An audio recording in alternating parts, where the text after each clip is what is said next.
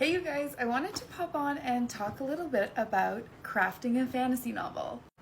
If you're new here, hi, I'm Elizabeth. My sister and I write the Sunday Times and Amazon best-selling series, The Beast of the Briar, and we are starting to work on our new fantasy novel.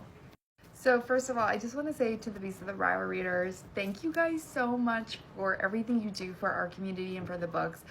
Broken by Daylight, which is the fourth book, came out over a year ago now, which is crazy to think about. We have been spending the last year writing the final 3 books in the series. The next one, Frozen by Stardust, comes out in April 2026.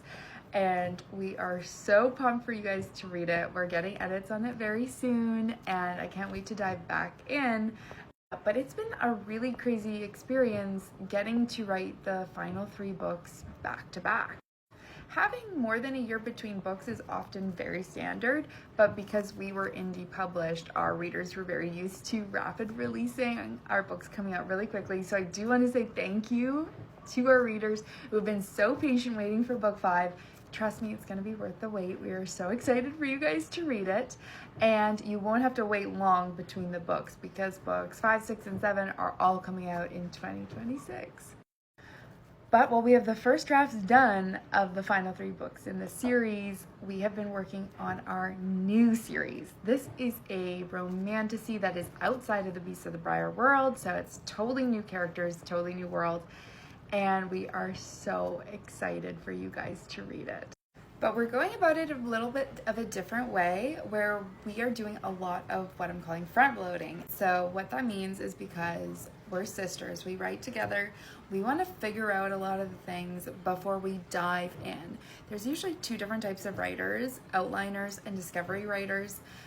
Outliners to figure out the nitty-gritty of where the story's going beforehand. They flesh out a lot of things like their magic systems, their world building beforehand, where discovery writers do exactly that. They dive in and see where it takes them, and then they layer that stuff in revisions.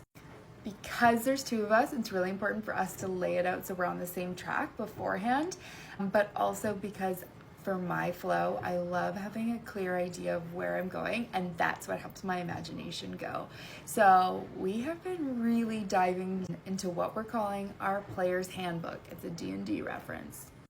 So what's in a player's handbook?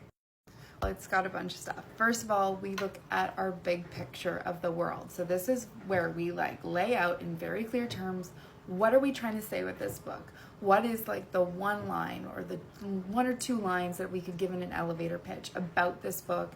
And what is the main theme we're trying to convey with it? What is the tone? Who is the audience we're going for? Then we dive into our characters, and we're spending a lot of time here because we're character writers first and foremost. That is where we love. We like to come up with the characters first and then really build the plot and the world building around them to sort of further them. That's how we do it. With our characters, we like to dive really deep into knowing who they are. We do this in lots of ways. We write up charts about what they look like physically, height, body type, eye color, hair color. This also helps us remember and keep track when we are writing. But then we also like to really dive into what makes them what. So we'll explore their backstory. We'll take a look at what they're afraid of, if they're keeping any secrets, how they even interact with other types of people. We like to take Enneagram tests with them. That just sort of gives us more and more information that can help us create conflict and fun scenarios when we write. So far, we have gotten 3 of our main characters all layered down, and soon we'll be starting on the villain, which is very exciting, diving into their motivations. How do they view themselves? Do they think that they are evil? Do they not? All this stuff is really interesting.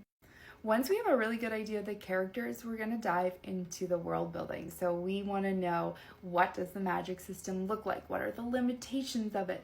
What are the biomes that we're playing? And also, what are the political structures? How does food work? How does the economy work?